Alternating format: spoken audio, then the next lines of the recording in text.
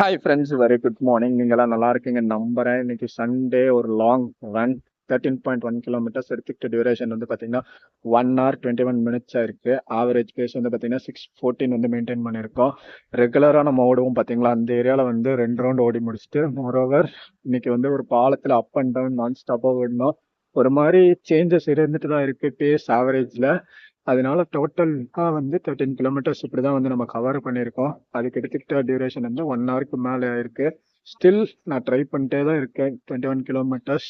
ஆனால் வந்து நான் நேற்று சொல்லியிருந்தேன் பார்த்தீங்களா, எதுக்காக ஓடுறோம், இந்த ஓடுறதுனால நான் என்ன கற்றுக்கிட்டேன், என்ன காரணம். ஒரு மாதிரி இப்போ ரன்னிங் ஓட ஆரம்பிச்சோம்னு வச்சுக்கோங்களேன், ஸ்டார்டிங் ஸ்டேஜில் நம்மளால ஓட முடியாது. எல்லாரும் மாதிரியும் நானும் வந்து ரொம்ப கஷ்டப்பட்டேன், ரொம்ப ஸ்ட்ரகிள் பண்ணியிருக்கேன். ஓடுறதுக்கே வந்து பார்த்தீங்கன்னா 1 கிலோமீட்டர் இல்லை, 50 மீட்டர் ஓடுறதுக்குள்ளேயே வந்து மூச்சு வாங்குவோம், கெஸ்ஸு வாங்குவோம், போதும் முடியல அப்படிங்கிற மாதிரி தான், ஸ்டாப் பண்ணிடலாம் அப்படிங்கிற மாதிரி தான் இருக்கும். மரண வலி வலிக்கும், நம்மளால ஓடவே முடியாம மரண வலி வலிக்கும். ஒரு மாதிரி வந்து எக்ஸாஸ்டேட் ஆயிடுவோம். ஒரு மாதிரி என்னடா இது அப்படிங்கிற மாதிரி ஒரு வெறி ஆயிரும். ஒரு பக்கம் ஸ்டில் ட்ரை பண்ணலாம் கீப் ஆன் ட்ரை பண்ணிட்டே இருப்போம்.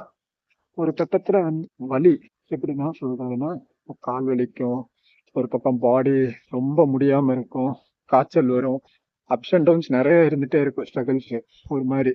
அப்ப அந்த மாதிரி சூழ்நிலையில ரொம்பவே வந்து நம்மளோட வாழ்க்கையிலே வந்து ரொம்ப கஷ்டமா இருக்கும், ஒரு மாதிரி பெயின்ஃபுல்லாவும் இருக்கும்.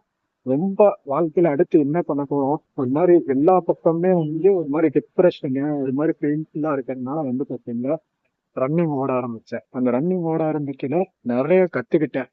அது மட்டும் இல்லாம வலிகள், வேதனைகள், என்ன சொல்றது, ஒரு மாதிரி நம்ம ஹார்ட் பிரேக்ஸ்லாம் இருக்கும் பார்த்தீங்களா, அதை விட வந்து ரன்னிங் ஓடினதுக்கு அப்புறம் எக்கச்சக்கமா பாடி வந்து ரொம்ப வலியா இருந்துச்சு. இதெல்லாம் எதையுமே யோசிக்காம போய் படுத்துங்கிற மாதிரி இருந்துச்சு.